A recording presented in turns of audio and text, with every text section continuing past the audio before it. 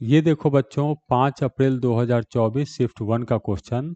3 capacitors of capacitance 25 microfarad, 30 microfarad and 45 microfarad are connected in parallel to a supply of 100 volt. 3 capacitor है C1, C2, C3। 100 volt के battery से इसको parallelly connect कर दिए हैं। C1, C2, C3 का value दिया हुआ है 25, 30 और 45 माइक्रोफैराड। ठीक है। Energy stored in the above combination is ई।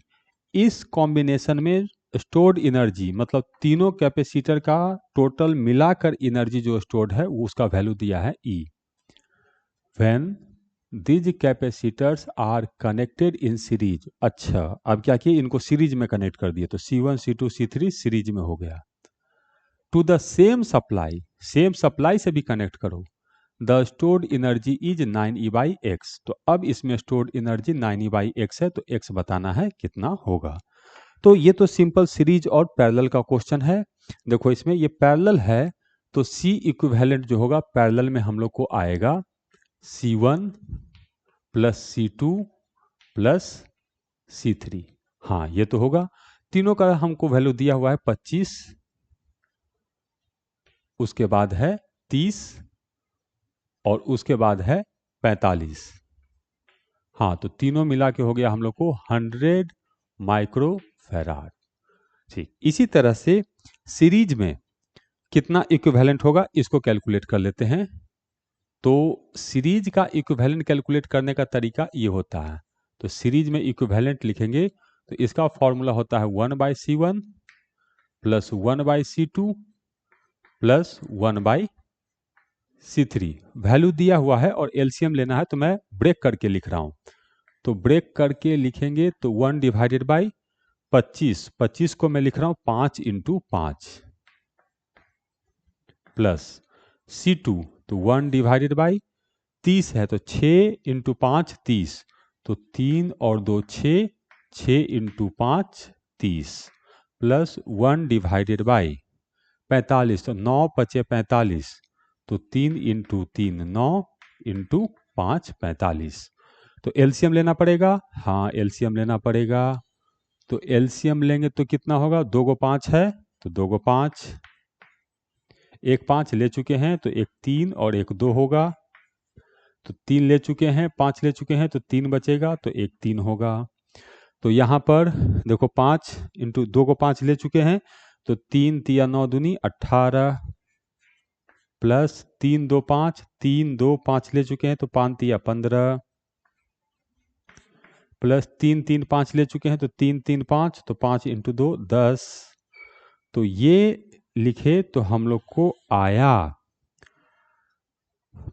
15 और 18, 18 और 2 20, 20 और 3 23, 23 और 10 33, 33 और 10 43।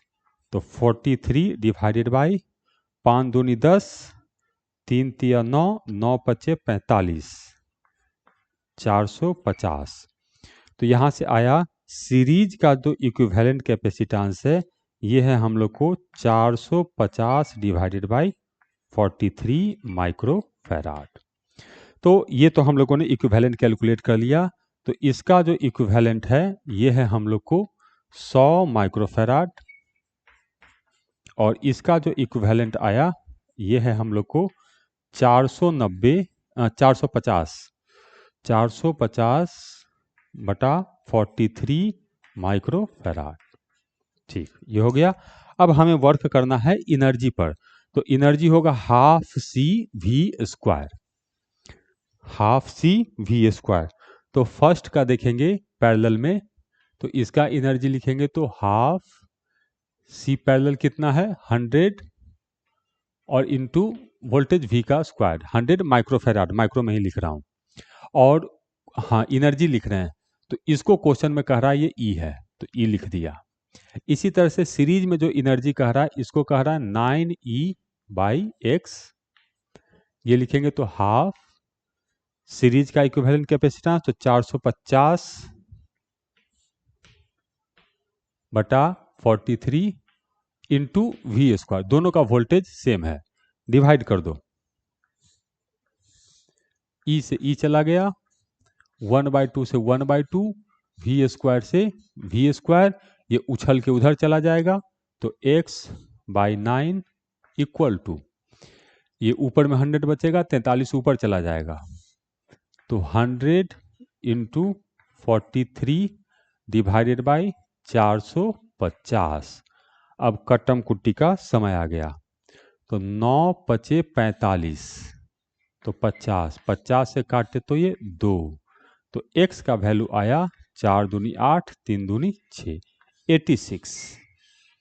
तो यहाँ जो नंबर फिल करेंगे वो होगा 86।